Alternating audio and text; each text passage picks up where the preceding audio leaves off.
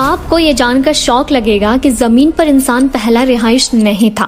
ہم سے پہلے یہاں ایک پوری مخلوق آباد تھی جنہیں ہم جن کہتے ہیں، اور تاریخ بتاتی ہے کہ انہی جنات میں سے ایک جن اپنی عبادت کے زور پر فرشتوں کے ساتھ رہنے لگا اور فرشتوں کا لیڈر بنا، ان کا استاد بنا. لیکن جب اللہ نے انسانوں کو بنایا تب کیا ہوا؟ یہ کہانی ہے ابلیس کے عروج اور زوال کی، جسے جاننا ہر مسلمان کے لیے ضروری ہے. ویڈیو شارٹ ہے، پوری دیکھنا. تاریخ اور تفاسیر میں آتا ہے کہ انسانوں کی پیدائش سے تقریباً 2000 سال پہلے اللہ تعالیٰ نے زمین پر جنات کو بسایا تھا، لیکن انہوں نے زمین پر رہنے کے کچھ عرصے بعد بغاوت شروع کر دی. انہوں نے اس قدر خون ریزی اور فساد مچایا کہ اللہ کا غضب نازل ہوا. اللہ نے آسمان سے فرشتوں کو ایک لشکر بھیجا. ان فرشتوں نے باغی جنات کو مار بھگایا اور انہیں جزیروں اور سمندروں کی طرف ڈھکیل دیا. لیکن ان جنات میں سے ایک بچہ تھا. یہ کچھ روایت کے مطابق ایک عابد جن تھا جسے فرشتوں نے نہیں مارا. اس جن کا نام تھا عزازیل. یہ عزازیل کوئی عام جن نہیں تھا. اس کے اندر عبادت کا اور اللہ کے قربت کا اتنا جنون تھا کہ کہتے ہیں کہ زمین کا کوئی ایسا کونا نہیں تھا جہاں اس نے سجدہ نہ کیا ہو.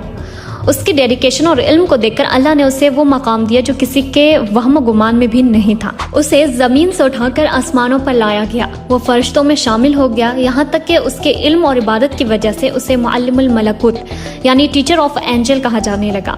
سوچئے، ایک جن جو آگ سے بنا تھا وہ نور سے بنے فرشتوں کا استاد بن گیا. اس کے پاس عزت تھی، مقام تھا، علم تھا، لیکن ایک چیز اس کے اندر چھپی ہوئی تھی جو اسے لے ڈوبی، اور وہ تھی جو ہم سب کے اندر ہے، ایگو. پھر وہ وقت آیا جب اللہ نے اپنی نئی تخلیق یعنی انسان حضرت آدم علیہ السلام کو بنانے کا فیصلہ کیا. اللہ نے مٹی سے آدم کو پتلا بنایا. جب اللہ نے فرشتوں اور وہاں موجود ابلیس کو حکم دیا کہ آدم کو سجدہ کرو تو سب سجدہ میں گر گئے سوائے ایک کے. یہ وہی عزازیل تھا یعنی ابلیس. اس نے صاف انکار کر دیا. اس نے اللہ سے کوئی لاجک نہیں مانگی بلکہ اپنا لاجک پیش کیا. اس نے کہا کہ میں اس سے بہتر ہوں، تو نے مجھے آگ سے پیدا کیا ہے اور اس سے مٹی سے. بس یہ ایک جملہ، یہ ایک سوچ کہ بہتر میں ہوں، آئی ایم بیٹر، اس نے اس کی کروڑوں سال کی عبادت کو خاک میں ملا دیا. اللہ نے اسے دھتکار دیا، اسے رحمت سے دور کر دیا اور وہ شیطان بن گیا. جب اسے جنت سے نکالا جا رہا تھا تو اس نے معافی نہیں مانگی بلکہ اس نے اللہ سے ایک مہلت مانگی. اس نے کہا، اے اللہ مجھے قیامت تک کی مہلت دے. اور پھر اس نے وہ قسم کھائی.